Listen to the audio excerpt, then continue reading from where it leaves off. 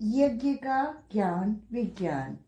इसमें गुरुदेव आज हमें बता रहे हैं यज्ञ से सुसंतति की प्राप्ति।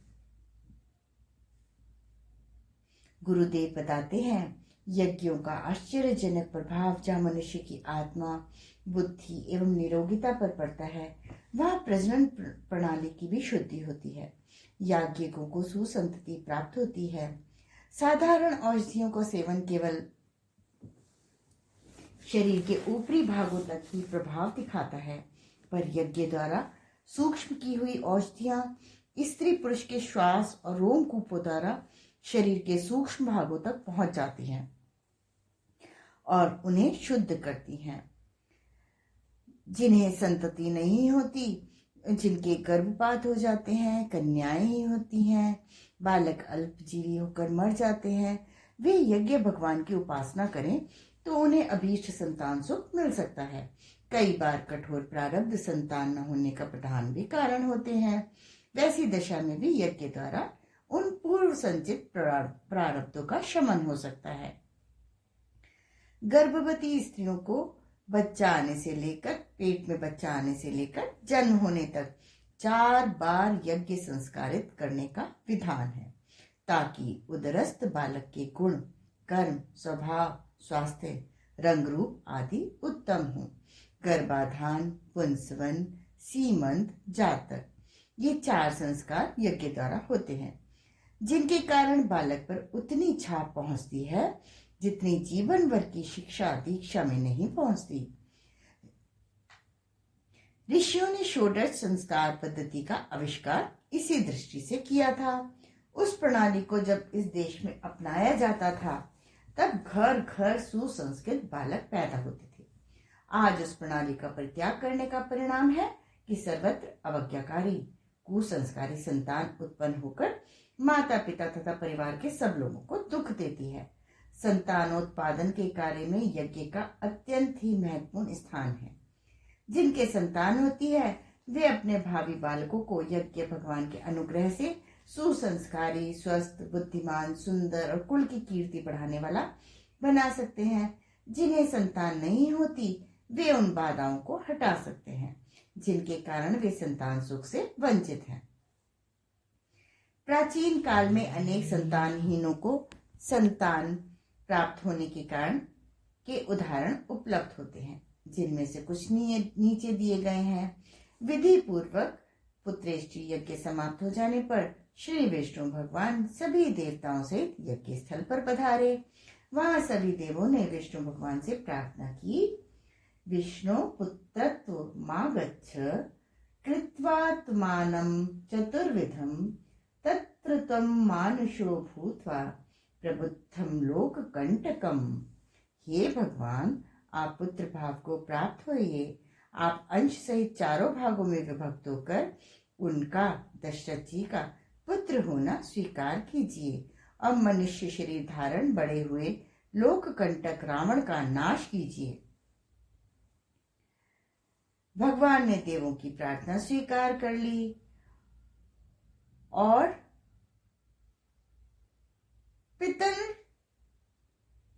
एक बार फिर से पढ़ूंगी। पितर रोचया मास तदा दशरथम नृपम। राजा दशरथ को पिता भाव में स्वीकार कर इसे देवों को बता दिया। स चाप्य पुत्रो नृपतिस्तस्मिन् काले महाद्युतिः अजयत पुत्र्यामिष्टिं पुत्रेऽपसुररिसूदनः स कृत्वा निश्चयं विष्णुरामन्त्रस्य च पितामहम्। जिस समय महाकांति वाले राजा दशरथ जी पुत्रेष्टि यज्ञ करने लगे, उस समय विष्णु भगवान ने पुत्र बनकर उनके यहाँ अवतार लेने का सुस्थिर निश्चय किया। कुलस्य वर्धनम तत्तु कर्तुर्मर्हसि सुव्रत तथेति च स राजानमुवाच द्विज सप्तमः। हे सुव्रत, जिससे मेरे वंश की रक्षा हो, आप उसका ही अनुष्ठान कीजिए। ऋष्यऋंग ने तथास्तु कहकर कहा, भविष्यन्ति सुता राजंश्च त्वारस्ते कुलोद्वहः। हे राजन, तुम्हारे 4 पुत्र वंश बढ़ाने वाले होंगे। मेधावी तु ततो ध्यात्वा स किंचिदुन्मुक्तरं लब्ध संज्ञास्ततस्तं तु वेदज्ञो नृपं ब्रवीत इष्टिं तेऽहं करिष्यामि पुत्र्यां पुत्रकारणात् अथर्वशीर्षि प्रोक्तैर मंत्रैः सिद्ध्यां विधानतः। तदंतर मेधावी वेदज्ञ महर्षि कुछ देर तक चिंतन करके बोले, हे राजन, मैं आपके पुत्र उत्पन्न होने के लिए अथर्वर्ण में कहे हुए मंत्रों से सिद्धि देने वाला पुत्रेष्टि यज्ञ कराऊंगा। राजा अंक के पुत्र नहीं था। उपाय पूछने पर राजा से सभासद कहते हैं, नरदेवेह भवतो नाघम तावन मनाक स्थितम अस्त्येकं प्राक्तन्मघं यदि हे दृक् त्वं प्रजः तथा साधय भद्रं ते आत्मानं सुप्रजं नृप इष्टस्ते पुत्र कामस्य पुत्रं दास्यति यज्ञभुक्। हे नरोत्तम, इस जन्म में तो आपने कोई पाप नहीं किया, परंतु अवश्य ही कोई पूर्व जन्म का पाप है जिससे आप पुत्रहीन हैं। इसीलिए आप पुत्र पाने की साधना करें। आप यही कामना लेकर यज्ञ भोक्ता भगवान का यज्ञ द्वारा यजन करें, जिससे वे आपको पुत्र प्रदान करेंगे। पुत्रकामी राजा अंग को ऋषिगण कह रहे हैं,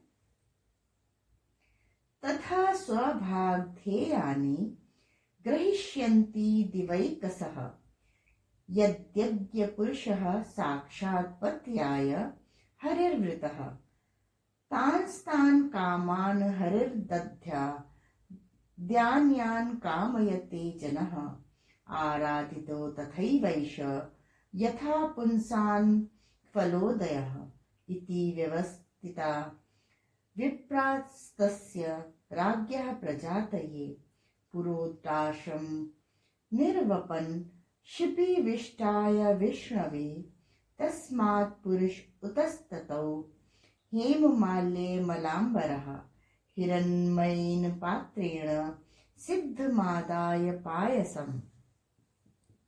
तदुपरांत देवता भी अपना भाग ग्रहण करेंगे, क्योंकि पुत्र प्राप्ति की कामना से जब आप यज्ञ पुरुष का यजन करेंगे तो उस यज्ञ में यज्ञ पुरुष के साथ देवगण भी स्वतः ही आएंगे। पुरुष जिस मनोरथ के लिए यज्ञ द्वारा भगवान यज्ञ पुरुष का यजन करते हैं, भगवान उनकी वही आशा पूरी करते हैं, क्योंकि भगवान भावना के अनुसार ही फल प्रदान करते हैं। विप्रों के द्वारा ऐसा सुनिश्चित विचार करके राजा ने यज्ञ भगवान के प्रसन्नार्थ पुरोडाश का हवन किया। जब पुरोडाश का हवन विष्णु भगवान को मिला तो उसी कुंड से स्वर्ण हार पहने हुए तथा श्वेत वस्त्र धारण किए हुए, हाथ में स्वर्ण थाल में खीर लिए हुए एक दिव्य पुरुष प्रकट हुआ, जिसका सभी ने दर्शन किया। श्री शुकदेव जी कहते हैं,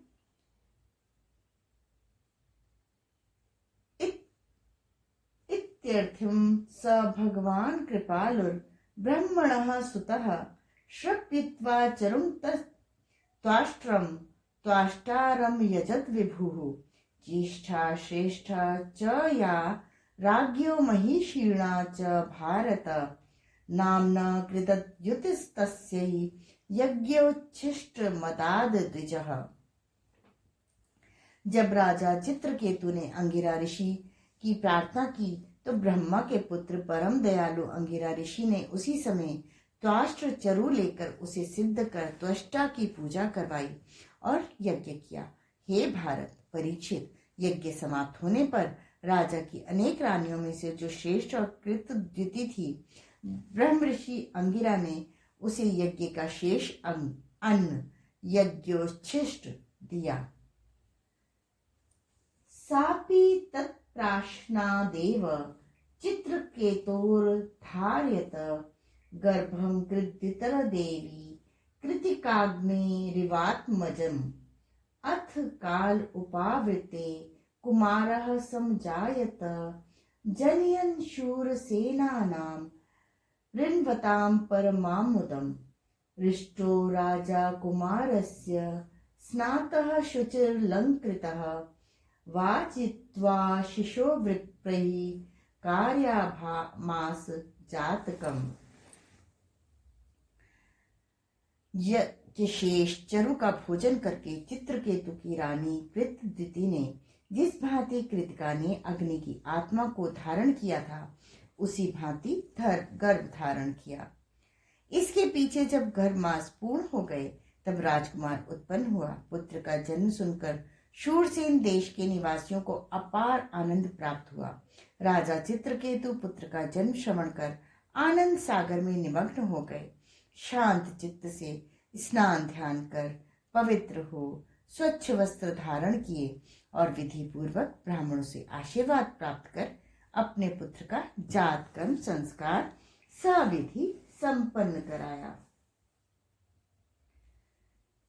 श्री शुकदेव जी कहते हैं, मुनि मनु की वंश परंपरा का वर्णन करते हुए कहते हैं, तस्या विक्षित सुतो यस्य मरुतश्चक्रवर्त्यभूत संवर्तो याज यद्यम वै महायोग्यम गिरः सुतः मरुतस्य यथा यज्ञो न तथान्यस कश्चन सर्वं हिरण्यमयं त्वासीद्यत् किंचित् चास्य शोभनम् अमात्यदित्रं सोमेन दक्षिणाभिर्द्विजातयः मरुतः परिवेष्टारो विश्वे देवाः सभासदः। करंधम के पुत्र अवीक्षित के मरुत जो चक्रवर्ती राजा हुए, जिनको अंगिरा के पुत्र सहयोगी संवर्त ने यज्ञ कराया था, इस मरुत के यज्ञ के समान किसी का यज्ञ प्रसिद्ध नहीं हुआ। उनकी यज्ञ में सभी पात्र स्वर्ण के थे। इनके यज्ञ में सोमपान करके सुरेंद्र बहुत प्रसन्न हुए। अधिकतम दक्षिणा पाकर ब्राह्मण हर्षित हो रहे थे। इस महायज्ञ में मरुदगण परोसने वाले और विश्वे देवगण सभासद हुए। कृशाश्वात् सोमदत्तो भूत्योश्वमेधै रिंगस्पतिम् इष्ट्वा पुरुषमापाग्रयाम् गतिम योगेश्वराश्रितः।